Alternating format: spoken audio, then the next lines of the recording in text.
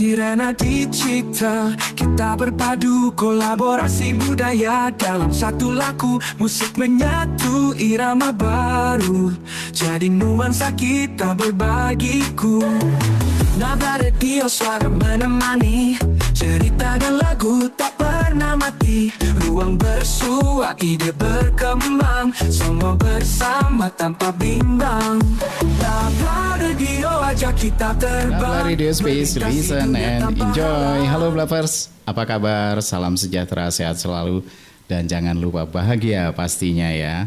Oke Blabers, hari ini ada satu momen yang pastinya masih dalam rangkaian program-program spesial kita di Blabla Radio Space. Kali ini edisi spesial kita adalah perbincangan seputar akan dipentaskannya sebuah lakon haiku, sebuah naskah drama karya Mas Arya Sanjaya. Nah, menuju pentas wingit perjalanan karya 66 tahun berkarya Studi Club Teater Bandung. Sesaat lagi bersama saya Ferry Flow, Blabla Radio Space. Listen and enjoy. Di Rena Dicipta, kita berpadu kolaborasi budaya dalam satu lagu. Musik menyatu irama baru, jadi nuansa kita berbagiku. Nada radio suara menemani, cerita dan lagu tak pernah mati. Ruang bersua, ide berkembang, semua bersama tanpa bimbang. Blabla Radio ajak kita terbang. Blabla Radio Space, listen and enjoy. Nah Blabers, seperti yang tadi di awal kita sudah sampaikan bahwa menuju pentas wingit perjalanan karya 66 tahun Studi Club Teater Bandung. Nah, kebetulan alhamdulillah sudah bersama kami di sini nih di studio Blabla Radio Space bersama Mas Arya selaku sutradara. Halo, selamat siang menjelang sore menjelang malam Mas Arya Sanjaya, apa kabar? Terima kasih sudah berkenan hadir bersama kita nih di studio Blabla Radio Space nih. Sami-sami. Sehat selalu ya Mas Arya ya. Nah Mas Arya, program spesial kita bersama Blabla Radio Space kali ini kan kita ingin mencari tahu lebih jauh lagi seputar akan dipentaskannya wingit nih dan sehubungan juga dengan perjalanan karya 66 tahun Studi Club Teater Bandung. Nah mungkin awalnya kita boleh lah ya mencari tahu dulu sejenak tentang konsep naskah wingit ini seperti apa dan bagaimana. Mungkin silakan Mas Arya, ada yang mungkin bisa disampaikan buat Blavers nih. Iya, saya menulis naskah wingit itu sebenarnya saya mengadopsi dari buku yang namanya buku Ganesha Tattva. Ya, isinya itu dari Ganesha Tattva itu tentang perbincangan antara Siwa sama Ganesha, putranya. Mereka berbincang tentang kehidupan. Ada kelahiran, kehidupan dan juga kematian gitu. Nah, itu yang saya adopsi untuk naskah wingit ini gitu. Begitu. Ya. Begitu ya. Ada terbersit untuk mementaskan naskah wingit ini nih, apakah tadinya mungkin bisa jadi Mas Arya kan punya beberapa pilihan mungkin ya. Ya, betul. Ada naskah ini dan seterusnya. Nah, kebetulan mungkin akhirnya dipilihlah wingit ini ya. Ya. Nah, itu mungkin apa yang menjadi dasar pertimbangan kayaknya wingit kayaknya mau nih saya coba pentaskan gitu. Kira-kira seperti apa? Mungkin ada imbas dari ini karena waktu saya menulis itu saya nulis ketika COVID kemarin ya. Waktu itu ya waktu COVID. Jadi saya rasa ada imbas itu barangkali ya tentang berjejalnya berita-berita kematian yang saat itu kan gitu. Jadi itu ya barangkali yang menjejali di kepala gitu. Jadi kemudian keluar itu kemudian ya sebenarnya waktu awalnya sih saya nggak dalam bentuk ini ya. Belum masuk ke haiku ya. Masih dalam bentuk libretto waktu itu. Oh iya. Ya, menulisnya dalam bentuk libretto ketika COVID kemarin gitu. Terus belakangan kan kemudian ramai haiku gitu. Iya. Ini ada apa? Tren lagi ini ya, haiku ya. Ramai sekali gitu ya. Kemudian saya pikir kenapa ini saya coba ini kalau di ini haiku kelihatannya menarik juga gitu. Akhirnya dari libretto saya saya transfer ke haiku. Coba ternyata bisa selesai gitu. Begitu. Nah itu barangkali kemudian ini menarik juga kalau kita bisa pentaskan karena kelihatannya ini naskah haiku yang pertama gitu ya. Oh begitu. Mungkin di Indonesia lah gitu. Oh iya. Iya kemarin nggak tahu di dunia. Oh iya iya. Begitu ya. Ya. Nah ini kan mungkin ada sebuah transformasi nih berarti kan yang dari sebelum haiku itu. Nah ada kesulitan tersendiri nggak sih Mas? Mentransformasi polanya kan pasti berubah nih. Iya. Itu barangkali karena ada ketika saya transformasi ke haiku itu memang terjadi ada satu kalimat pendek ternyata ketika saya ini kan ke haiku tuh tidak cukup hanya satu haiku gitu. Tiba-tiba harus menjelaskan yang pendek itu ternyata berapa haiku gitu. Tapi gitu ya. Sebaliknya justru ada yang kalimat begitu panjang tapi ternyata isinya itu cuma satu haiku. Begitu. Selesai, gitu. Jadi lebih ada jadi hal-hal seperti betul. itu. Ya. Jadi akhirnya tanpa disadari terdeteklah bahwa sebetulnya esensi dari tulisan yang panjang ini cukup dengan satu haiku. Satu haiku. Betul, begitu ya. Mungkin betul. itu ada hikmah sesuatu di situ ya. Ya betul. Tapi kira-kira ada momen tulisan itu yang akhirnya mau tidak mau dikorbankan jadi tidak ditampilkan di situ, ada juga nggak sih seperti itu akhirnya? Ini kayaknya nggak usah dipenggal aja atau apa? Ada juga pasti ya. Ada pastinya. Ya. Tapi tidak mempengaruhi keseluruhan keutuhan cerita seutuhnya betul, enggak ya? Betul. Begitu. Oke, berapa lama sih prosesnya waktu itu? Selama masa pandemi kemarin? Iya, nggak lama sih karena libretto sendiri kan memang sudah kayak puisi juga gitu. Begitu ya. Ya, ada perasa yang sudah dapat gitu. Jadi tinggal saya istilahnya transformasi ke ini kan masih di sana lah kurang begitu lebih. ya. Dan disinilah terbukti Blavers kepiawaian sang sutradara nih. Luar biasa, mungkin kalau saya bisa makan waktu 2 tahun lebih ya. Nggak selesai. Nah ini juga yang nggak kalah menariknya adalah mengenai konsep haiku sendiri ya. Mungkin bisa jadi Blavers di luar sana juga ada yang sudah paham mengenai apa itu haiku, seluk-beluknya dan sebagainya. Tapi mungkin juga bisa jadi ada yang memang belum sepenuhnya paham. Iya. Bolehkah kira-kira Mas Arya berbagi cerita sedikit tentang apa sih haiku itu? Oh iya, haiku itu sendiri kan sebenarnya puisi pendek dari Jepang ya. Itu terdiri dari 3 bait itu dengan jumlah 17 silabel atau 17 silabel suku kata. Jadi dia dengan pola 5-7-5. Oh gitu. Begitu. Ya, itu. Terus 2 kalimat yang awal itu biasa disebut biasanya disebut dengan saya lupa itu. Itu sebenarnya kalau di Jepangnya sendiri itu biasanya tentang waktu. Ya, musim mata atau pagi, siang, sore gitu. Begitu. Itu ya lebih ke sana. Terus yang kalimat terakhirnya itu disebut kireji. Yaitu kireji itu merupakan simpulan dari 2 kalimat yang atasnya gitu. Jadi penyempurna disebutnya penyempurna. Itu kireji yang terakhir itu. Gitu. Begitu ya. Ya, Oke. Itu berkembang haiku itu sebenarnya di Jepang berkembang pada abad ke-17. Wah, sudah zaman sudah lama juga ya. Ya, Shogun Miyamoto Ieyasu berkuasa di sana. Jadi ya di sana dengan tokohnya itu namanya Matsuo Baso. Sastrawan di sana itu. Ya.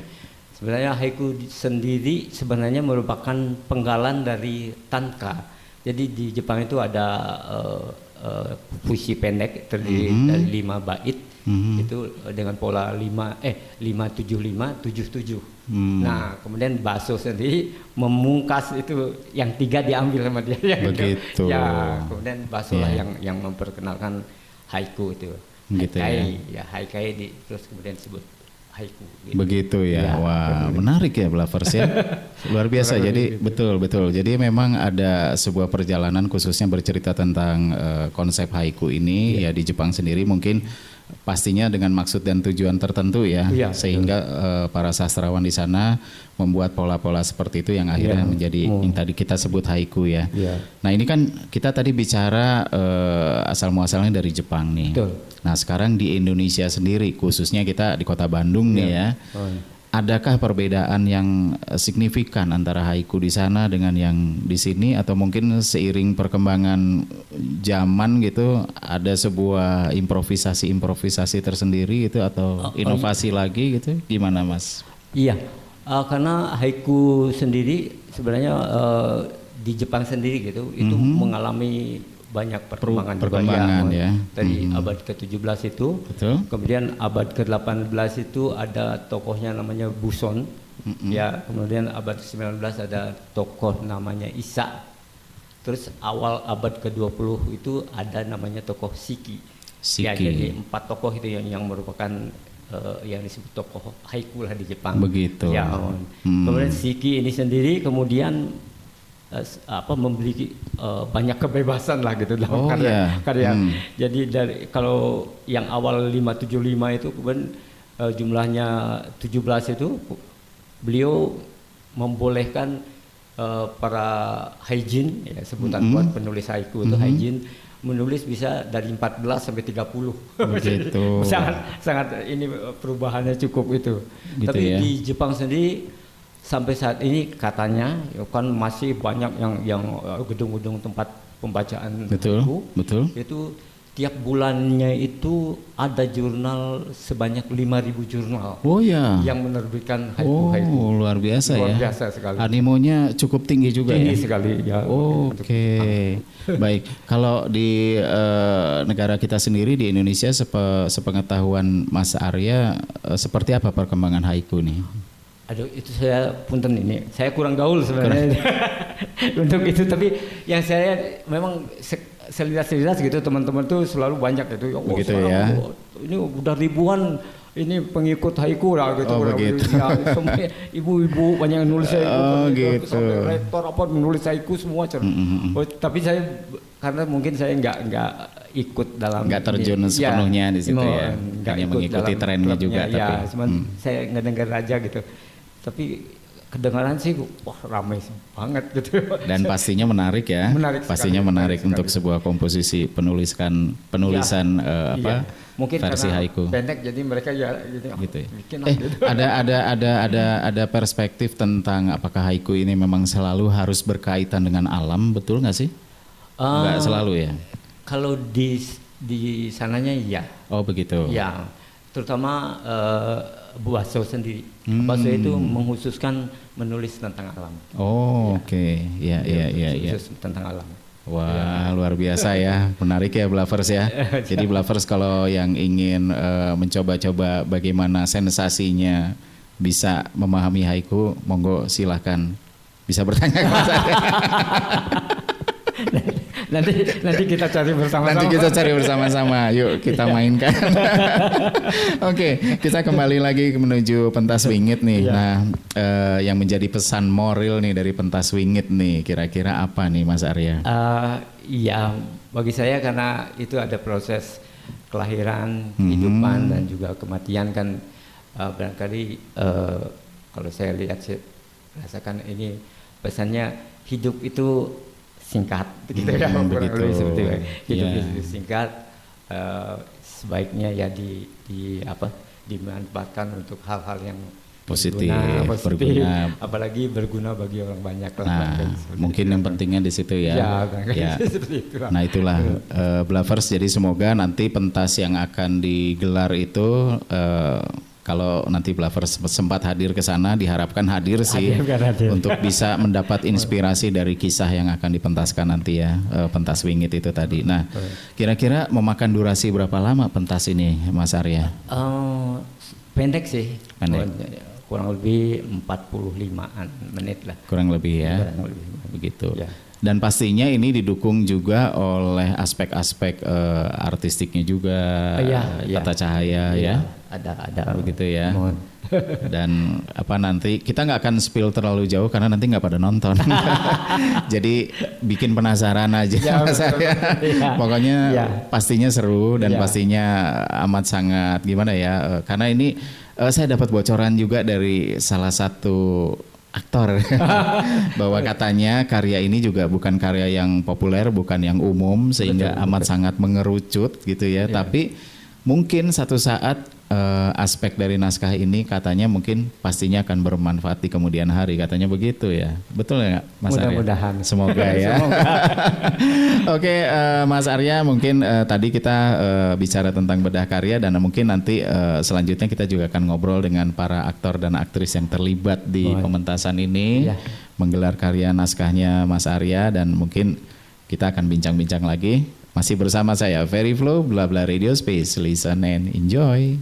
Di Renati Cipta kita berpadu kolaborasi budaya dalam satu lagu, musik menyatu irama baru, jadi nuansa kita berbagiku. Nada radio suara menemani, cerita dan lagu tak pernah mati. Ruang bersua, ide berkembang, semua bersama tanpa bimbang. Bla radio ajak kita terbang. Bla Bla Radio Space, listen and enjoy. Halo Blavers, masih bersama kita di edisi tayangan spesial atau program spesial kita menuju pentas Wingit 66 tahun berkarya Studi Club Teater Bandung. Nah, kali ini alhamdulillah sudah bersama kita di studio para aktor dan aktris yang luar biasa, di mana nanti kita akan bertanya-tanya tentang apa dan bagaimana dan seterusnya, termasuk profil-profil dari beliau-beliau yang sudah bersama kita nih. Halo, selamat sore mungkin. Selamat sore menjelang malam nih. Ibu Yati, apa kabar? Baik. Baik, alhamdulillah Ibu ya. Om Gatot, Mas Gatot. Alhamdulillah. Alhamdulillah sehat ya.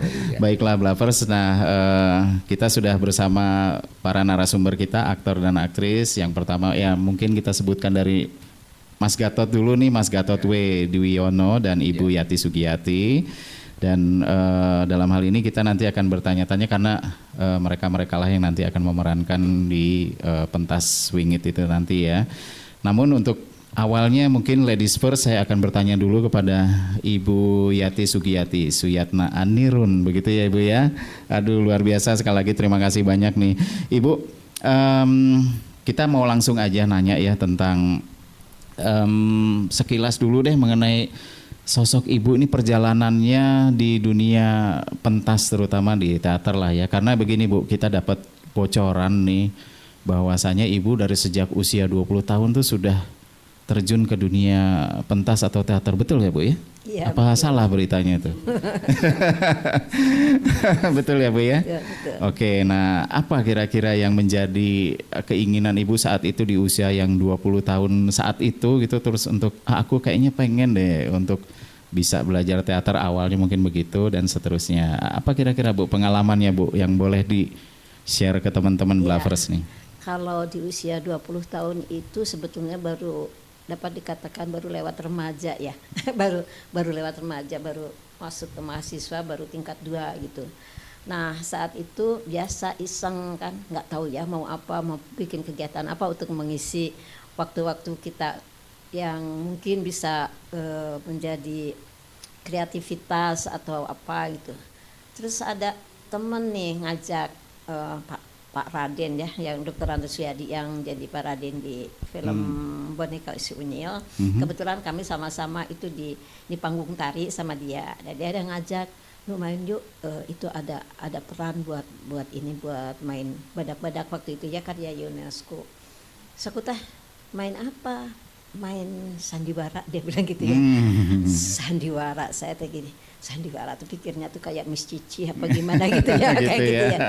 Tapi yalah daripada bengong, oke lah ikut aja gitu. Nggak tahu itu apa yang namanya teater, apa seperti apa, harus persiapannya seperti apa, masuk aja lah asal ikut. Disuruh gini, disuruh gitu, salah melulu ya. Dimarahin melulu, belajar menguap aja. Saya itu pas keluar tuh adegan pertama tuh harus adegan menguap. Oh iya. Menguap itu saya tuh nggak benar-benar sampai 10 kali disuruh menguap. Ya ampun. Makin lama makin jelek.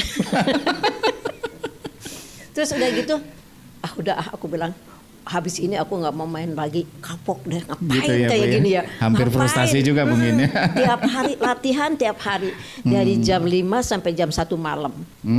Ya itu, aduh kalau pulang sendirian celingak-celingak nggak ada yang nganter ya, akhirnya Pak Raden mau nganterin. Nah ternyata setelah selesai itu yang tadinya saya kapok, sebel, jengkel gitu ya karena disuruh nguap melulu aja salah ya gitu ya. Terus udah gitu kok tiba-tiba ada rasa pingin lagi ya gitu ya. Iya. Ketemu teman-teman ya banyakan gitu Kangen kan ya. Banyakan satu panggung kan sampai kadang-kadang sampai 30 orang gitu ya kalau Iya. pementasan pentas besar. Enak ya rame-rame biasalah anak muda gitu ya gitu gini. Udah ikut lagi, terus ikut lagi. Setahun itu kadang-kadang sampai 2-3 kali ya. Kita kan kalau persiapan itu 3-4 bulan kan ya. Setahun tuh 3 kali. Padahal peran saya itu peran gak berarti lah, cuma numpang lewat yang apa yang gitulah, yang peran ya ece-ece gak karuan gitu. Tapi saya menikmati pergaulannya gitu ya, pergaulan sama teman-teman itu. Udah gitu keterusan saya ternyata dari 20 tahun terus sampai pas tahun 70 saya ikut dalam cerita apa ya waktu itu tuh, The Firstborn, anak-anak sulung ya yang tentang Nabi Musa. Ketemulah saya sama seseorang sutradara gitu ya. Dia tuh ternyata bangkotan banget gitu ya di teater tuh. Ya nyutradarain, ya apa ini naskah, terjemahkan naskah. Nah, dia itu kayaknya teater tuh pacarnya nomor 1 gitu ya buat dia itu ya gitu ya. Jadi dia tuh kadang-kadang tuh ya lebih penting teater daripada pacar. Wah. Itu kalau mau nonton teater itu ya, kalau misalnya saya sama dia mau nonton teater nih bareng. Nanti di depan gedung itu dia tuh udah lupa bahwa dia tuh sama saya. Dia maju aja duluan gitu ya. Saya sengaja aja diem di belakangnya gitu ya. Sampai dia nengok kemana teman saya, ini barulah itu. Ternyata dengan sikap yang begitu tuh ternyata saya lama-lama kok jatuh hati ya sama dia. Oh begitu, luar biasa. Dan akhirnya pada tahun berapa ya, 75 setelah saya usia berapa 30 tahun kami menikah lah gitu. Nah itu awalnya setelah menikah dengan dia, terjebaklah saya dalam rumah teater, dalam panggung teater yang sesungguhnya di rumah. Di panggung, di tempat latihan, ya udah tiap hari bersama 24 jam ya udah ya nggak bisa keluar lagi. Keterusan lah sampai sekarang udah usia mau 80 ya. Tetap aja di situ gitu. Terus kenapa? Ya udah jatuh cinta aja gitu ya. Jadi udah apa itu semacam bagian dari rutinitas lah gitu main teater itu. Udah nggak tahu, nggak punya target apa-apa, nggak pengen terkenal, nggak pengen dapat uang, nggak apa gitu ya, pokoknya gitu aja dijalani gitu. Kebablasan lah sampai sekarang. Udah nenek-nenek gini ya, udah hampir meninggal baru sadar loh, saya kok udah lama ya di teater, tahu-tahu usia saya kok udah hampir 80 nggak kerasa tanpa ya. disadari ya. Wah, Ya luar udahlah, biasa ya panggung Blavers. rumahku itu udah gitu. Soalnya gini ya, kalau habis main, udah selesai main nih tadi malam udah rame gini-gini. Besok paginya itu, rasanya sepi gitu ya, rasanya sepi gitu. Kalau tidur siang tuh kalau bangun tuh apa ya, ada yang hilang gitu, ada yang kosong, ada yang hilang. Jadi pasti kapan lagi ketemu lagi gitu ya di panggung sama teman-teman. Terus begitu, akhirnya nggak terhitung udah berapa puluh cerita yang ini kan udah nggak kehitung udah. Gitu. Luar biasa. Nah itulah Blavers, makanya nggak salah ya Blavers ya kalau kita menghadirkan sosok Ibu Yati ini, di mana tadi udah denger dong ceritanya seperti apa ya, kisah perjalanannya ya dari masa ke masa sampai dengan detik ini. Dan yang luar biasanya tadi beliau juga sudah sampaikan sudah menginjak di usia yang ke-80, betul ya Bu ya? Iya. Dan terlihat masih segar bugar, Alhamdulillah, masih bersemangat. Masa kita yang muda-muda nih kalah sama beliau gitu. Semangatnya terutama Blavers ya, nih harus patut jadikan contoh buat kita juga semua nih. Nah, menginjak usia yang ke-80 tahun ini nih, kan ini ceritanya kan juga ternyata nggak bisa ditutup-tutupin, masih aktif ternyata di teater ya.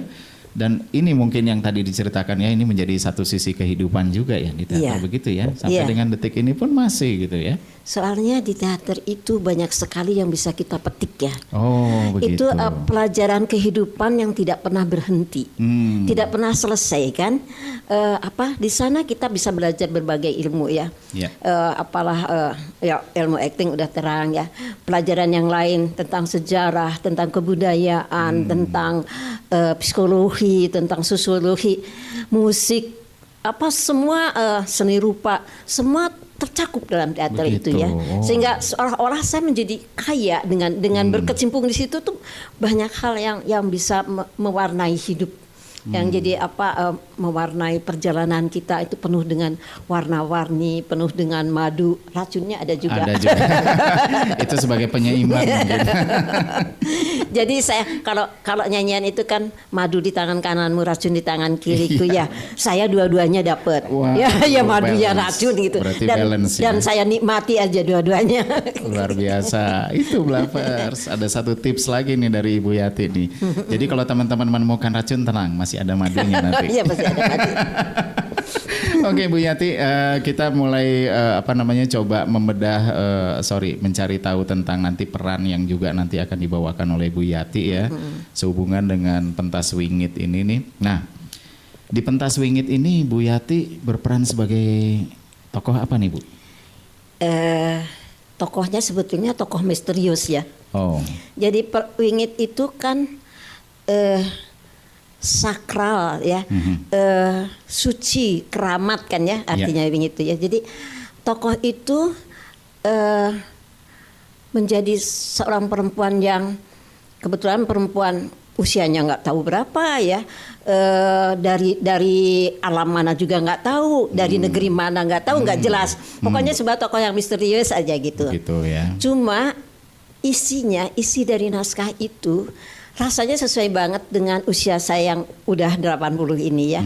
Dia itu naskah itu berisi tentang wejangan atau pendadaran bagaimana menjalani hidup.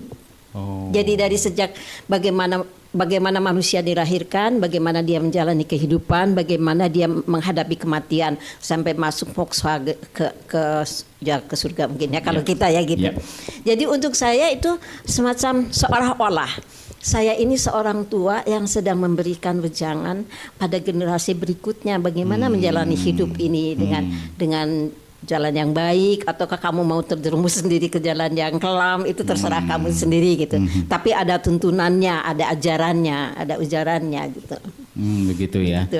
Luar biasa. Jadi ternyata banyak aspek-aspek yang menurut Bu Yati di naskah tersebut mewakili juga kehidupan gitu, dan pun juga ada sebuah kebahagiaan juga ya memerankan sosok misterius itu ya.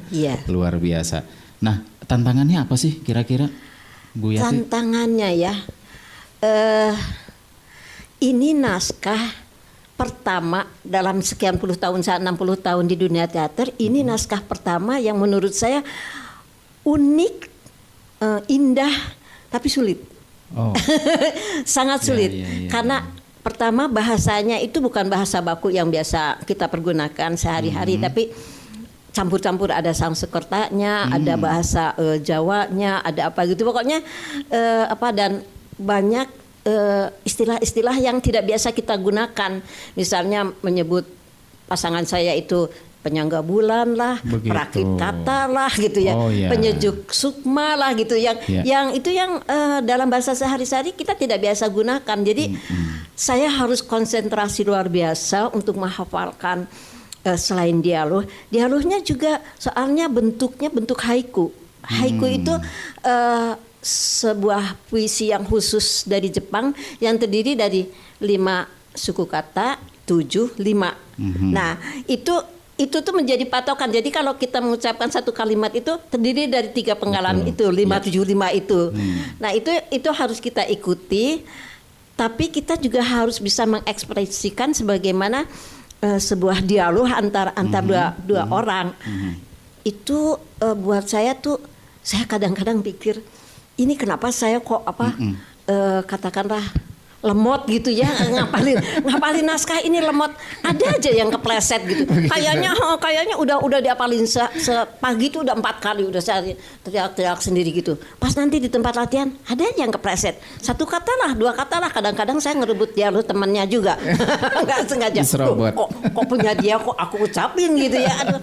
Udah mungkin juga saya sudah daya ingat saya juga mungkin sudah mulai tidak sesegar dulu lah. Kalau dulu ya waktu remaja sih baca sekali 2 kali nggak usah ngapalin, udah apal sendiri gitu ya. Bahkan dialog lawan juga udah kadang-kadang bisa membisiki lawannya kalau dia lupa gitu. Betul. Kalau sekarang sih ya harus hati-hati ngucapin itu ya.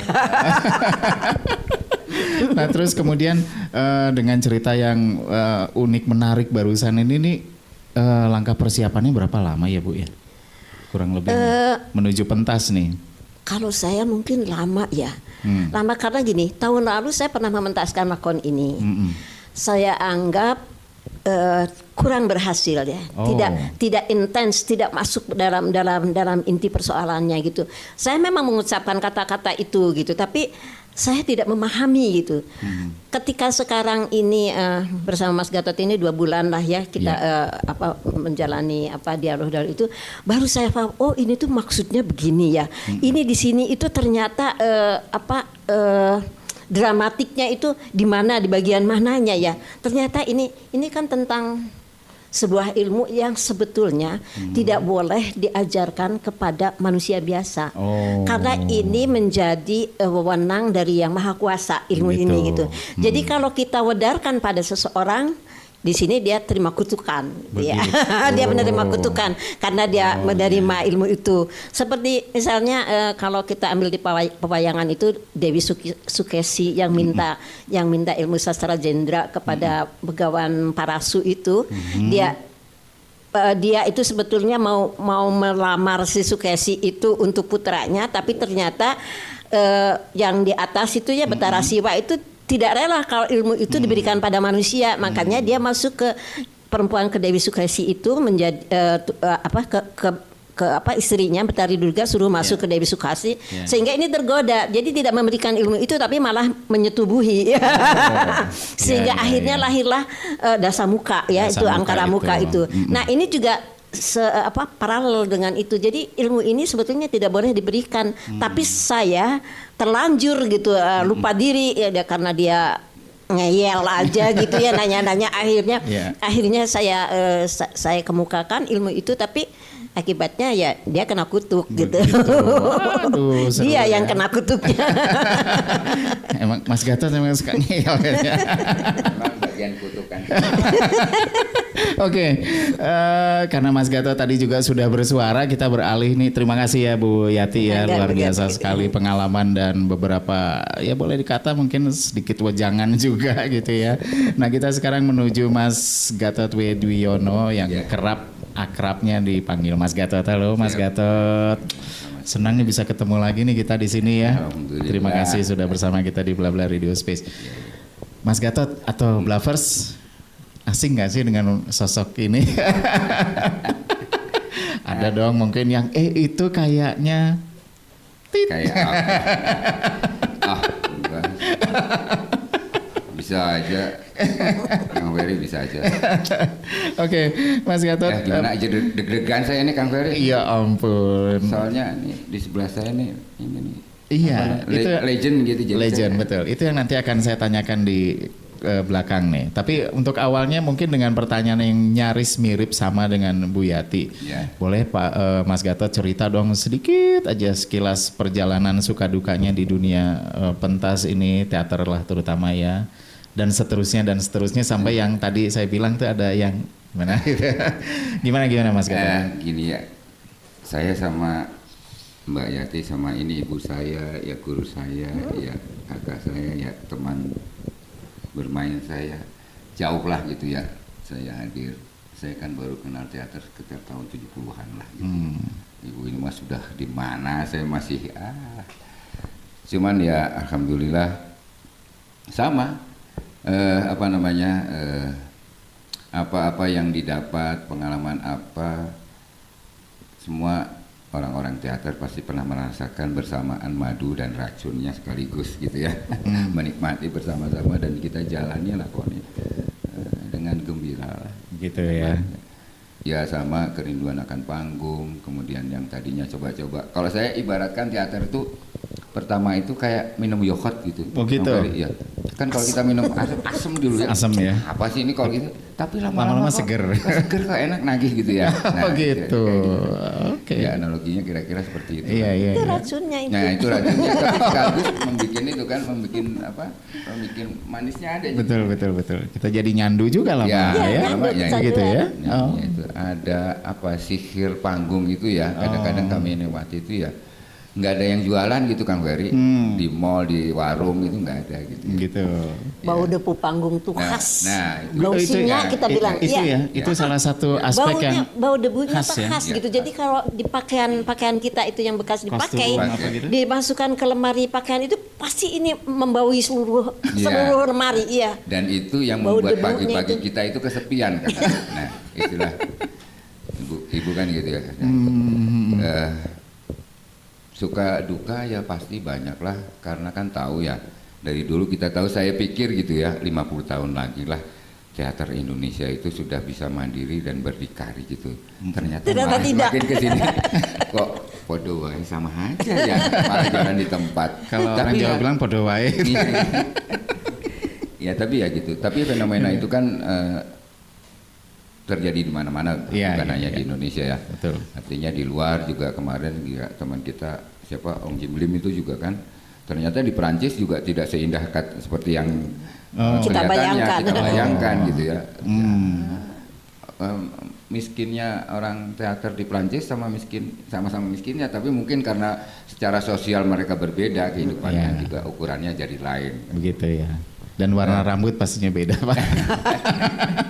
Ya gitu ya. Oke. Nah, terus mengenai sama juga dengan Bu Yati tadi untuk tokoh yang nanti diperankan oleh Mas Gatot di naskah Wingit ini sebagai sosok apa nih Mas Gatot? Saya Yang katanya ngeyel itu tadi tuh. dikasih tugas dalam pementasan Wingit itu ada satu tokoh namanya penyair lah ya. Salah satu perwakilan dari sekian masyarakat yang tadi idenya kan Ibu udah bilang antara dialog itu, kemudian ya penyair. Oh. Penyair ya yang penyair yang gitu, yang kayaknya selalu mencari tentang ya apa sih sebetulnya hidup itu buat apa. Begitu. Hakikat dari hidup, kemudian pertanyaan. Kan kalau penyair itu kalau yang kita tahu itu di kepalanya itu hanya pertanyaan dan pertanyaan kan.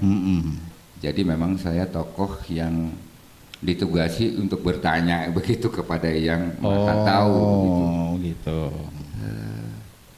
Ya kurang lebih itunya itu ya. Iya. Tentunya ya pertanyaan-pertanyaan ini ya tentang ya sesuai dengan naskah nafas naskah Wingit itu tentang kesakralan, tentang wejangan, tentang mantra gitu ya. Ya itu tentang soal bagaimana menjalani kehidupan di dunia ini. Begitu ya. Supaya kehidupan itu menjadi lebih baik, menjadi harmoni, seimbang dan seterusnya. Begitu. Tetapi kalau kita mau tahu lebih jauh daripada pertanyaan di luar kehidupan itu ya ada yang Ibu bilang itu tadi. Begitu. Ada risikonya gitu. Ada risikonya Salah ya. satu yang paling berat ya peralina, kematian. Kematian. Harus ditempuh gitu. Oh, begitu. Ya itu ini Wingit gitu ya. Iya. Itu Oke. barangkali yang mau di Siap. Nah, dan pastinya apa namanya menyandang amanah untuk memerankan sosok penyair itu tadi kan pasti ada tantangannya juga ya. Iya. Nah, kira-kira apa yang menjadi tantangan yang menurut Om Gatot, Mas Gatot nih, aduh ini kayaknya saya harus kalau benar-benar. secara penokohan atau secara karakter yang bawakan, kalau penyair kan rasanya udah kehidupan sehari-hari buat kita lah ya, Gitu ya. tentang bagaimana Sudah tidak mensikapi asing lah ya. sebuah karya-karya sastra, karya-karya panggung yang memang ya kita hari-hari kegiatannya ya mengupas soal itu. Cuman yang tantangan yang utama ini naskahnya kan bentuknya adalah puisi ya. Iya, katanya puisi begitu. Jepang haiku Betul. yang kan kita tahu, Ibu juga udah bilang tadi Iya. ada apa namanya, ada pakem-pakem yang memang harus dijaga gitu. Iya. Kesulitannya adalah bagaimana kita membuat sebuah pertunjukan itu harus mengalir tetapi dengan bahasa yang puitik gitu. Oh. Yang sangat, kan kalau bahasa puisi itu sangat banyak metafor, banyak simbol. Iya, betul. Dan tidak mudah untuk kita itu memahaminya gitu. Betul. Nah, itu sebetulnya tantangan bagaimana kita menghidupkan kata-kata itu agar punya makna di masing-masing penonton yang kita sampaikan gitu kan. Begitu ya. Dan mencapai makna dan maksud daripada kata-kata itu yang bahasanya juga kan nggak sederhana ya. Iya. Kata ibu juga untuk ngafalin ada istilah penyejuk jiwa lah, bunga Iya, misteri iya, lah, iya. juga Betul. orang kata. Kalau untuk sehari-hari sekarang untuk bahasa komunikasi rasanya udah punah ya kayaknya gitu Kang Ferry ya. Iya, betul. Tetapi itu bahasa itu kaya dengan makna gitu. Iya. Nah, makanya di sini harapan kami itu menghidupkan lagi bahasa itu menjadi punya makna pada sikap-sikap hidup kita selanjutnya gitu. Begitu ya. Nggak hitam putih lah hidup. Iya, betul. Dan kalau nggak tadi tuh sebelum kita ngobrol-ngobrol di sini sekarang tuh kita kan sempat sekilas memaknai pentas wingit ini nih. Kalau nggak salah juga Mas Gatot juga sampaikan bahwa ini pentas yang boleh dikata untuk sebuah pertunjukan relatif tidak populer juga sebetulnya. Betul. Amat sangat sulit untuk dipahami sesungguhnya ya. Namun tadi juga disampaikan bahwa dari perjalanan entah itu dialog, entah itu isi dari puisi-puisi dan sebagainya, itu mengandung makna-makna yang mungkin bermanfaat buat di kemudian hari, mungkin begitu ya. Iya betul kan Ferry, karena kan kalau kita bicara tentang norma, tentang sikap, itu kan tidak ada rumusnya. Iya betul. Tapi kan kita bicara dari nilai yang ada daripada makna yang dalam kata-kata nasihat begitu kan, bukan diucapkan dengan undang-undang gitu ya. Iya. Kan misalnya tidak boleh belok ke kiri nanti didenda, tapi kan itu lebih daripada itu. Iya. Jadi perilaku akhirnya. Nah, karya-karya semacam inilah yang memang menurut saya Indonesia harus ada gitu. Boleh saya tambahkan ya? Silakan. Ini tantangan kita ya. Menurut saya naskah ini sangat indah, ya indah tapi harus mencernanya harus dengan hati ya, harus dengan hati. Ini sangat indah, tapi kita ragu apakah penonton bisa menangkap keindahan itu ya. Menurut kita indah, jangan-jangan penonton nggak ngerti bengong aja ya. Yang nonton sepi aja, ini sepinya tuh kagum apa tidur. Ini tantangan buat kita. Sebetulnya begitu ya. Karena kita harus bisa menyeret penonton pada keindahan itu sehingga dia paham ketika selesai menonton ini ada sebuah pencerahan yang dia bawa. Begitu. Itu. Ini tantangannya nih. Iya, Terus terjawab. kami sadar Kang Ferry, Iya. kami sekarang berada pada perjalanan generasi Z, generasi Y, generasi milenial. Betul. Yang secara kultur hasil karya yang menurut kami indah itu barangkali ada banyak jarak gitu ya untuk memahaminya gitu dengan perbedaan itu. Tetapi kami akan melakukan itu. Tugas kita. Tugas kita. Menjadi bagian bagaimana gitu ya. Bukan melestarikan saja, tapi bagaimana juga mudah-mudahan ya, harapan kita juga adik-adik semua yang yang ada sekarang itu juga bisa memahami gitu ya, bahwa ada keindahan lain yang belum pernah gitu barangkali ya, belum pernah juga tersentuh oleh indera-indera lainnya gitu. Ya, terutama di zaman kekinian ya. Karena kan sangat terbatas ya, kita sekarang bersentuhan dengan media yang sangat digital, kemudian jarak antara kami sebagai yang berkarya penampil itu dengan penikmat itu dengan audiens begitu ya. Audiens ya. Nah, itu ada sesuatu yang hilang gitu, terutama komunikasi rasa. Ya. Bagaimana saling satu sama lain saling menerima dan memberi gitu. Begitu ya. Iya. Dan mungkin juga bisa jadi ini ada sebuah, tadi kalau Ibu juga udah sampaikan, mungkin itu menjadi sebuah tantangan, Om Gatot atau Mas Gatot juga sampaikan itu. Tapi mungkin bisa jadi para penampil ini juga punya tanggung jawab moral juga berarti ya. Bahwasanya apa yang dipentaskan itu semoga bisa sampai maknanya ke audiens. Mungkin Saya seperti itu pikir juga kalau- ya. Saya pikir kalau misalnya soal tanggung jawab moral dan tanggung jawab secara apa ya, bukan profesional lah, kita juga nggak nganggap kita orang profesional. Tapi begini, Kang Ferry sebagai misalnya guru tentu punya apa ya, keinginan juga bahwa ilmu atau pengetahuan Kang Ferry juga kan bisa diterima, Bisa diserap gitu. diserap dengan baik. Kami juga sebagai penampil tentu punya cita-cita, bukan hanya tanggung jawab tapi juga sudah menjadi bagian, Oh begitu. ya, bagian daripada ya kewajiban kami lah. Begitu ya. Untuk Mudah-mudahan itu, semoga Mudah-mudahan sampai. sampai. Mudah-mudahan sampai. Ini soalnya bentuknya baru Kang Ferry, saya Betul, pikir betul. haiku di apa Jepang? dirubah, Oh, dirubah. dirubah atau di apa istilahnya alih Dimodifikasi ya, alih wahana, alih betul, wahana alih lah wahana, gitu. Tadinya iya. kan hanya puisi yang memang punya pakem dan punya cara penyampaian, kemudian bagaimana katanya kalau kita bicara soal klasik Basho itu harus menciptakan keheningan. Terus kita harus bikin suatu pertunjukan. Kalau kita bertahan pada seperti itu ya, pakem itu tidur kan.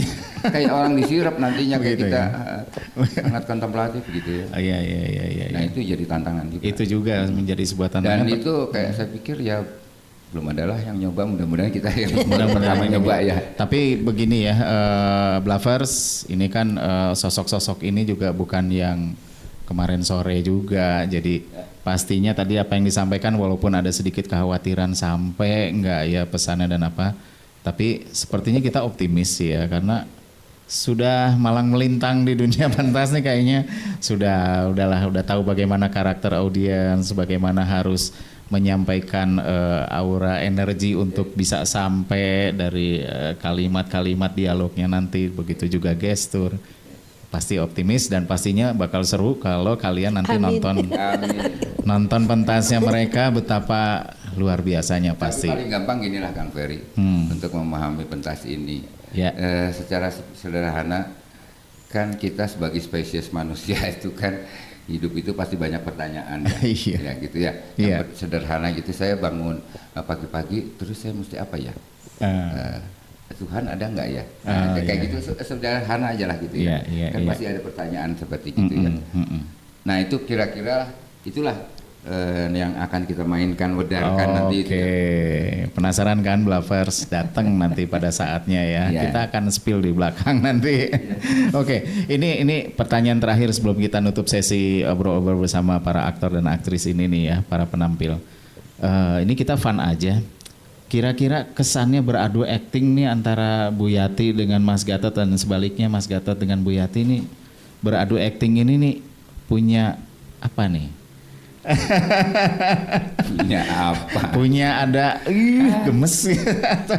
Rasanya kita nggak beradu acting ya. Enggak. Oh, gitu ya. Nggak beradu. Kita kayaknya sehari-hari aja gitu. Sehari-hari. Ngobrol, cuman saling nonton, gini, terus dikasih saling lampu. mengisi aja Saling kita gitu, mengisi. saling mengisi gitu. Oh, gitu ya. Kita saling menghormati, saling Ya. mengisi gitu. Mudah-mudahan kita bisa memancing dia supaya bisa Ya. naik. Ya. Gitu Dia ya. juga bisa merespon saya supaya bisa serasi gitu. Begitu. Jadi itu yang Ya, karena berdasarkan pengalaman juga, jadi pastinya kedua penampil ini sudah satu chemistry lah.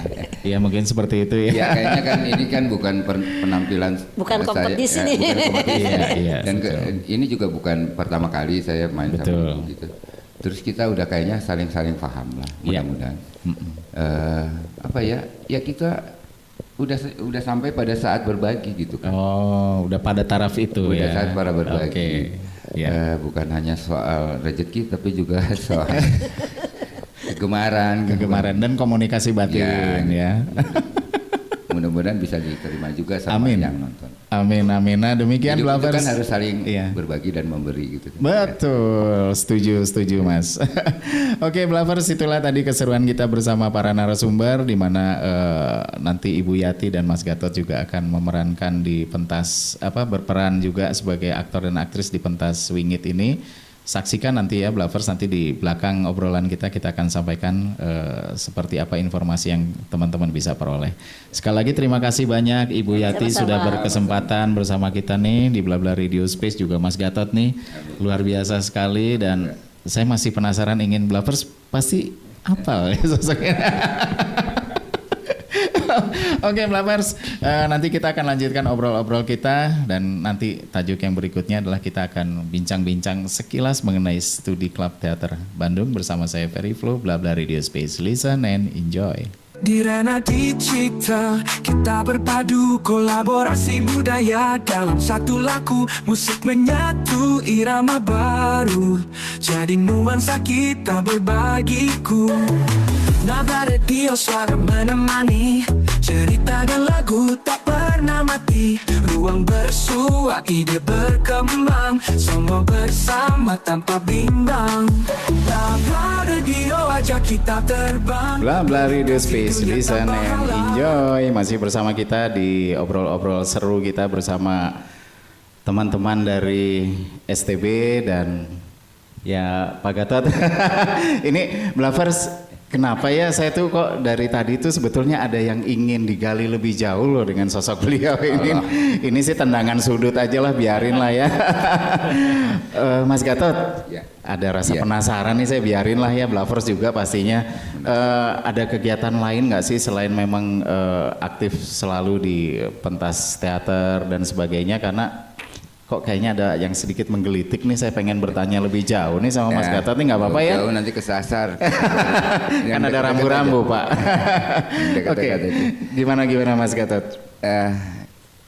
Ya alhamdulillah lah, dalam beberapa tahun terakhir ini saya juga masuk di film sama di sinetron. Wow. Ya, selain gitu, ya nggak tahu ya, kebetulan aja waktu itu pada saat COVID, tapi sebelumnya juga pernah beberapa lah ya, ada di media yang pendek-pendek gitulah, film-film pendek. Kemudian berkah mungkinnya dari COVID itu tiba-tiba ya ada yang nawarin gitu kan. Oh begitu, nah kan betul kan Blavers?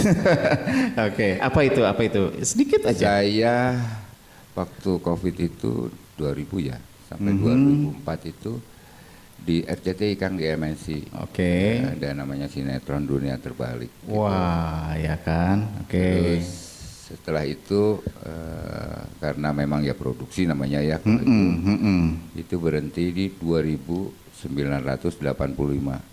Oh. Ke episode yang 2900. Di episode yang sekian itu tadi ya. Saya masuk itu saya udah di tengah Kang, masuknya udah anak bawang saya.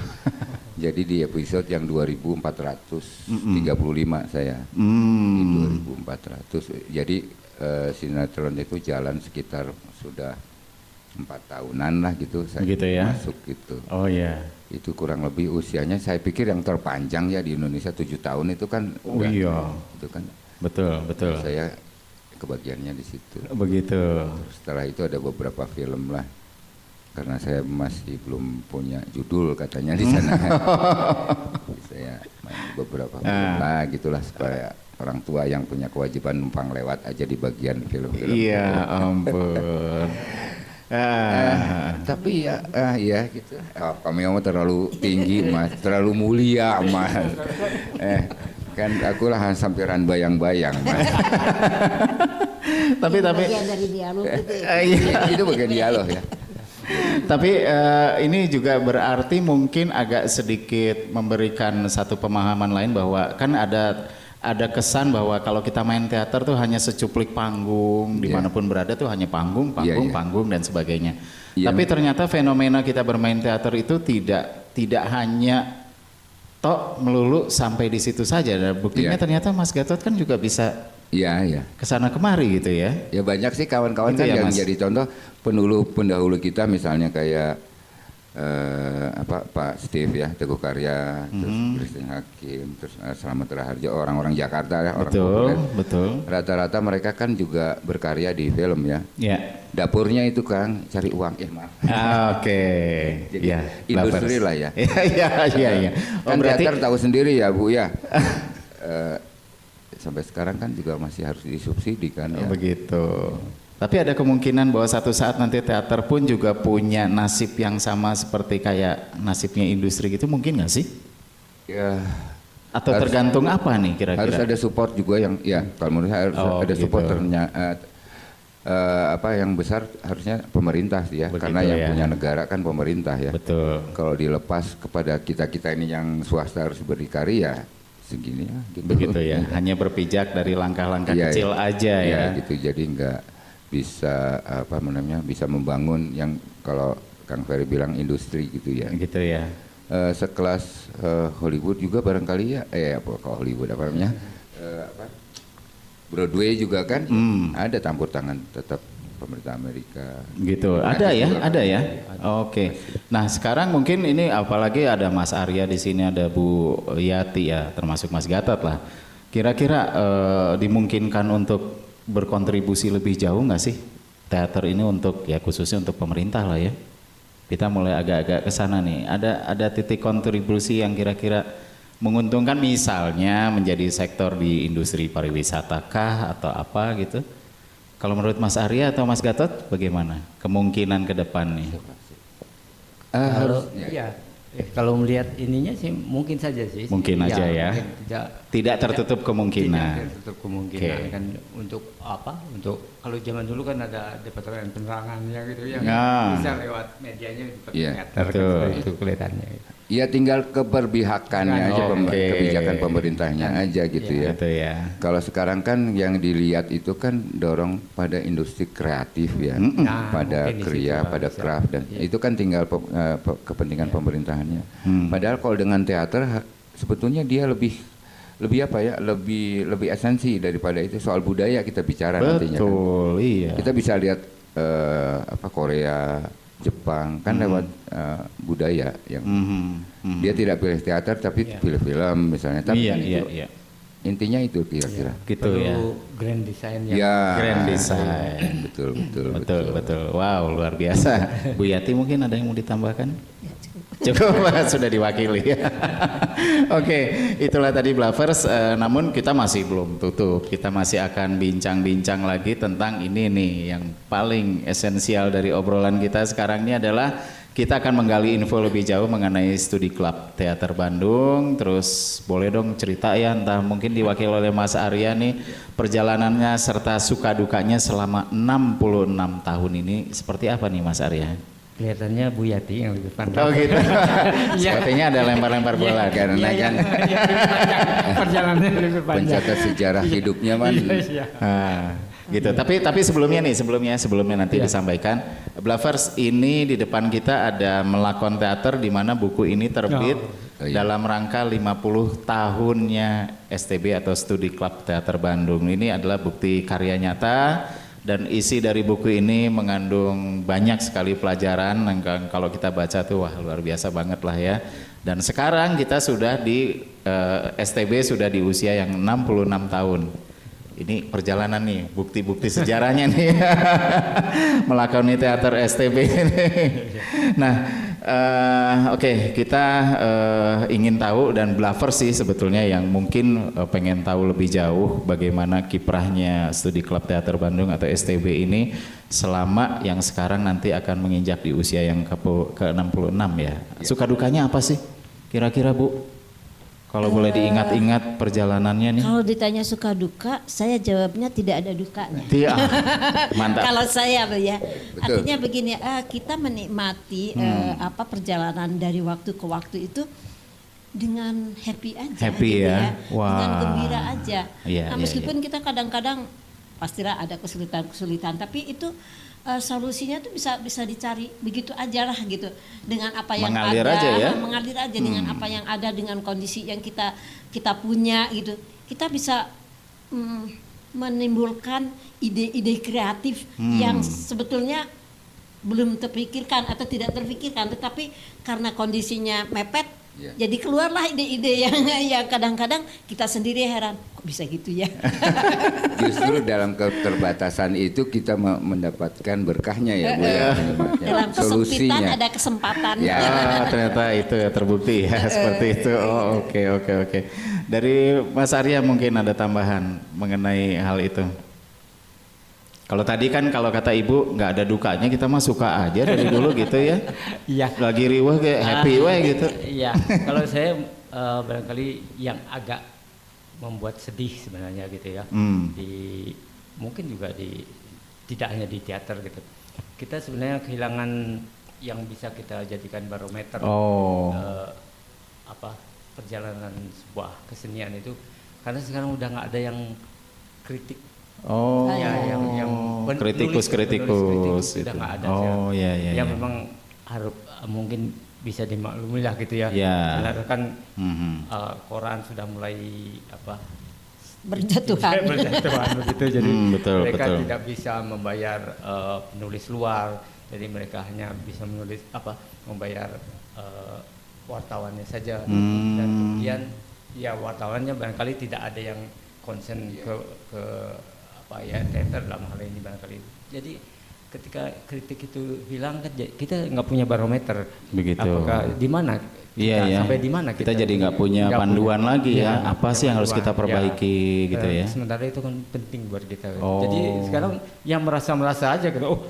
Saya sudah merasa seperti ini nih. Sudah merasa seperti ini. Ya sendiri aja jadinya gitu. Nggak ada yang ngejewer, nggak ada yang ting gitu. Ya betul, Kang Ferdi. Betul sekali. Saya itu aja sih kesedih. Gitu ya. Itu ya, aduh, nggak ada lagi ini. Gitu. Tepatnya kira-kira STB itu mulai berdiri berarti tahun 58 betul? Ya, 58. Tanggal berapa 13 atau? Oktober 1958. Wah, Bu Yati luar biasa ya. Dan lucunya itu berdiri tanggal 13, tapi selalu sekarang diperingati tanggal 30. Oh, gitu. Selalu jadi nggak tahu sejak kapan gitu, selalu tanggal 30. Tapi di akte notarisnya 13. Iya. Cuman perayaannya atau keriaannya mungkin di tanggal 30 yang akan datang ya. Oke. Nah, mengenai STB ini kan sebetulnya perjalanan yang tidak singkat juga ya. Betul. Ya boleh dikata gitu. Namun syarat dengan karya-karya juga udah pasti ya. Tadi udah ya buku ini menjadi salah satu bukti ya. Perjalanan yang tidak singkat namun syarat dengan karya. Nah, untuk selanjutnya mungkin apakah ini kita bisa sebut karya untuk sebuah perjalanan, begitukah? Yang wingit. Iya, yang wingit. Kelihatannya ya, Bu. Seperti bisa dikatakan seperti itu ya. Ya, saya melihat. Karena kita melakoninya itu begitu. Karya itu memang untuk perjalanan yang kita selalu. Kalau dengan berkarya kan kita selalu melangkah lagi. Ya. Begitu ya. Untuk perjalanan yang selanjutnya juga tentunya. Gitu. Iya. Setuju. Saya kayaknya setuju sekali dengan statement itu, karena di sini juga sangkut pautnya adalah dengan spiritnya nih. Kita kalau udah bicara spirit semua pasti tertawa nih. Ada apa di balik spiritnya STB ini nih, Bu? Boleh dong, Bu? Apa sih, Bu, kira-kira? Ibu nih, soalnya gini ya, dari sosoknya aja Bu Yati segar, bugar, usia yang mungkin waduh luar biasa lah, tapi kok semangat gitu ya. Ya, spiritnya kan bahagia. Oh, itu. Bahagia tanpa jeda katanya. Bahagia tanpa jeda, catat Blapas. Bahagia tanpa jeda. Itu yang nggak bisa dibeli di supermarket. Mas Arya sendiri apa, Mas Arya, yang akhirnya ya ini mungkin menjadi spirit saya bersama STB apa dan sebagainya, mungkin ada kali? Apa ya? Sama kayaknya ya, bahagia tanpa jeda juga ya. Susah sih ya menyebutkan apa sih yang membuat kita ini ke panggung apa ya. Gitu ya. Senang aja gitu. Senang aja ya. Karena gini kadang-kadang Kang Ferry ya, persoalan sepele. Kita kalau udah main kemudian nonton teater tuh pulang ke sana. Sebenarnya pementasannya sih nggak penting-penting amat ya kita tonton. Tapi nah ini peristiwa kita ngumpul, udah usia kita ini udah spiritnya 80, di sini. 70, Silaturahmi. terus silaturahmi, terus kemudian kita bisa saling mengejek dengan ringan gitu ya. Itu kayaknya membuat kerinduan lain gitu ya. Oh begitu. Jadi ya harus bikin pentas supaya kita bisa gitu ya. Kadang-kadang misalnya ya anekdotnya kayak gitu-gitu. Tapi ya ujung-ujungnya ya kata ibu lah tadi. Bahagia tanpa jeda. Ya bahagia tanpa jeda. Tapi Selalu dirindukan. selalu dirindukan. Tapi saya setuju Mas Gatot karena ya itu tadi mungkin kalau soal karyanya ya sudahlah kita tuh udah biasa main juga dan apa gitu ya penonton kita udah terbiasa ada ikatan emosional dengan audiens juga. Ya mungkin buat kita sih itu hal yang sudah biasa sehingga kalau orang Sunda bilang baal gitu kebal gitu. Tapi kan justru spiritnya di sini nih ketemu lagi, bercengkrama lagi ya, nanya-nanya kabar ini itu dan sebagainya. Mungkin itu kali ya. Yang membuat sampai dengan 66 tahun ini bertahan. Keren. Itu harus di Heran kadang-kadang kok udah 66 tahun ya. nggak sadar ya. Kita nggak sadar ya. Nggak terasa ya. Kaget. Iya. Dan yang terbukti yang ini yang ke-50 tahun pun juga jadi sebuah buku melakoni teater ini kan juga sebuah catatan sejarah juga buat STB ya, terutama begitu ya. Mudah-mudahan buku ini juga bisa menginspirasi terutama buat kita-kita nih di Blabla Radio Space nih. Ada beberapa buku juga sih yang ditulis oleh Pak Yatna ya. Apa namanya pemuda idaman. Tadi nggak disebutin siapa sih pemuda yang selalu. Iya, saya tadinya mau nanya tapi takut salah. Ya itu legend lah tokoh besar ya. Iya, teater. takut malu. Tokoh besar di teater Indonesia ya. Oke. Bapak Suyatna Anirun ya. Iya. Saksi Salut buat sejarah beliau. bagaimana teater modern itu bisa sampai Bandung itu karena Oh, beliau lah. begitu Salah ya. satu jurusan Pertama, ya. soalnya Tangan emas beliau juga Iya, ya. tangan pertama dari bagaimana teater modern itu secara akademis gitu ya dimainkan di Indonesia gitu Oh ya. iya. Dan salah satu tokoh yang membidani lahirnya jurusan teater di ISBI Bandung. Oke, ya itulah Blavers. Jadi ya gitu ya. Kilas baliknya ya. Oke. Ya saya kalau main sama ibu kan ngerasa main sama legend gitu juga serba salah ya. Gitu ya. Baik. Nah, ini ada satu hal yang mungkin nggak ada salahnya kita tanyakan juga. Ada upaya untuk meregenerasi nggak sih untuk perjalanan karya selanjutnya nih di STB nih? Misalnya apa gitu? Iya. Kalau dulu kita punya yang namanya acting course. Oh. Ya, itu dulu memang ajang untuk regenerasi sebenarnya salah satunya. Gitu. Udah sampai angkatan berapa ya? 21 ya kita. 21 angkatan. 21 angkatan. Ya kalau seperti sekarang mungkin untuk tahun ini kita diminta untuk Membimbing. anak-anak dari SMK. SMKI jurusan Ya, teater. SMK berapa sekarang jadi? SMK 20 ya? 10 ya, SMK 10 jurusan teater mereka. Jadi begitu. ya nanti selama 4 bulan mereka dititipkan di kita Mhm. untuk dibimbing ya ini untuk mendapatkan Mudah-mudahan sesuatu bisa menjadi katanya. generasi berikutnya. Amin. Karena ya sebetulnya sih dirasa penting juga sih, apalagi tadi Mas Gatot juga udah sampaikan bahwa ya semoga energi untuk terus berkarya terutama di dunia seni peran, seni pertunjukan ini harus ada regenerasi yang Betul. akhirnya juga menjadi kualitas yang sama dengan pendahulu-pendahulunya. Mungkin begitu ya. Iya betul, seperti ibu bilang kan bahwa di teater itu kita bisa belajar ilmu apa saja. Kita Iya. semakin paham gitu. Terutama semakin tentang fasih kehidupan gitu. ya. Dan buat saya secara pribadi teater itu ilmu hidup kan buat saya. Oke. Jadi seperti yang ibu sampaikan itu, ya kita bisa memahami terutama ya ilmu-ilmu sosial lah pasti ya. Betul. Yang urusannya dengan kemanusiaan. Betul. Nah itu yang saya rasa di pendidikan kita sekarang itu mulai bukan punah tapi mulai pudar. gitu. Kan Teater sekarang itu menawarkan Merdeka itu. Belajar. Ya itu. Iya. Tahu tuh. Ya. Betul. Karena betul sekali, saya sependapat juga. Karena kan di teater itu mungkin banyak hal atau aspek-aspek kayak tadi sudah disebutkan berkali-kali ya. Dan ini sebetulnya mengandung makna edukasi yang cukup tinggi juga kalau menurut saya sih ya. Di samping memang pendidikan formal, nah di teater itu walaupun mungkin sifatnya lebih ke ekstrakurikuler mungkin ya terutama di sekolah-sekolah, ya mereka dapat pembelajaran tambahan sebetulnya. Bagaimana bersosialisasi, bagaimana kita berkomunikasi, ya seperti itu. Bersama. Ya. Iya. Yang paling sangat terasa itu disebutnya kerja ensemble, kerja kolektif ya. Kerja kolektif, setuju. Ya. Jadi gotong royong lah bahasa. Iya, bahasa kita betul. Jadi tanpa ada orang yang narik layar, teater nggak bisa mulai, pertunjukan itu nggak bisa. Iya. Itu jadi fungsi orang tukang tarik layar itu Pun juga punya peran ya. Jadi bagian daripada memangnya kerja. Iya. Oke. Nah, mungkin itulah tadi sekilas pintas obrol-obrol kita ya menuju pentas Wingit, dan mungkin perlu kita tambahkan juga bahwa Wingit sebuah lakon haiku, sebuah naskah drama berkaitan dengan 66 tahun berkaryanya Studi Klub Teater Bandung.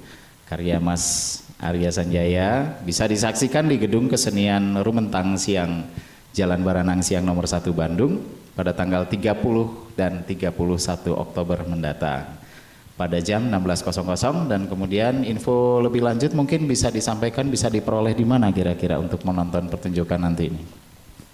Ada kontak personnya kalau nggak salah itu Begitu Diana, ya? Ya, Diana di nomornya 085 085 220 11 4428. Ya. Ya.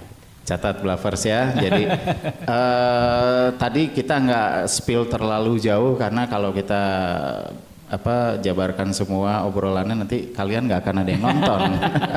Padahal ada aspek yang harus kalian tonton langsung, karena di situ nanti pun juga ada penataan artistik yang pastinya akan mendukung aktor dan aktris ini untuk pentas. Juga tata cahaya yang pastinya juga mendukung, dan yang paling utama adalah penyampaian dari karya itu tersebut ya menuju pentas Wingit ini luar biasa banget. Makanya nonton sekali lagi di Gedung Kesenian Rumentang Siang Bandung, Jalan Baranang Siang nomor 1 Bandung. Jamnya jangan kelewat juga, jam 16.00 ya. Jadi agenda-agenda yang lain coba abaikan dulu, nonton ini deh. Ya, jangan sampai hal-hal lain mengganggu teater. Betul. Itu baru spiritnya itu tuh. Karena pastinya teman-teman akan dapat pelajaran yang banyak dari menonton pentas ini, begitu ya. Oke, terakhir sebelum kita closing, mungkin ada lagi mungkin yang ingin disampaikan dari Mas Arya, Mas Gatot, atau Bu Yati mungkin? Apa ya? Jangan lupa tanggal 30-31 datang ke Gedung Rumentang Siang. Yes. Ditunggu. Ditunggu, diantos pisan. Semoga dapat memetik sebuah keindahan. Mantap. Mas Arya mungkin ada pesan-pesan, bukan terakhir ya. Terakhir mah celaka nih. Cukup. Cukup ya, jadi pesannya cukup. Oke, Blavers, demikian tadi program spesial kita. Terima kasih nih teman-teman udah menyaksikan. Semoga bisa menginspirasi juga buat teman-teman juga ya. Dan kalau yang memang udah punya talenta-talenta untuk terjun ke dunia seni acting apa segala macam, ya mungkin contohnya STB ini bisa dijadikan barometer buat kalian semua untuk belajar. Ya terutama untuk di seni peran, seni pertunjukan dan sebagainya. Banyak hal positif loh teman-teman yang bisa diperoleh dari kegiatan teater seperti ini gitu ya. Dan sekali lagi terima kasih juga kepada para narasumber yang luar biasa ini. Waduh, kita juga dapat pembelajaran juga nih dari rekan-rekan di sini. Dan sekali lagi dari kita semoga sukses acaranya udah pasti. Dan selamat sekali lagi buat STB ya di usia yang ke-66 tahun berkarya ini. Sukses selalu pastinya, dan mudah-mudahan kita mendapat aura positifnya juga dari situ ya. Oke, demikian Blavers bincang-bincang santai seru kita menuju pentas Wingit yang akan datang. Dan tadi juga disampaikan jangan lupa nonton, dan semoga program spesial ini bermanfaat buat kalian semua. Bersama saya Ferry Flow, Blabla Radio Space. Listen and enjoy. Melintasi dunia tanpa halang. Setiap nada jadi pelangi, dalam kolaborasi kita berdiri. Dari Sabang sampai Merauke, cerita dan nada kita samai. Semua warna jadi satu.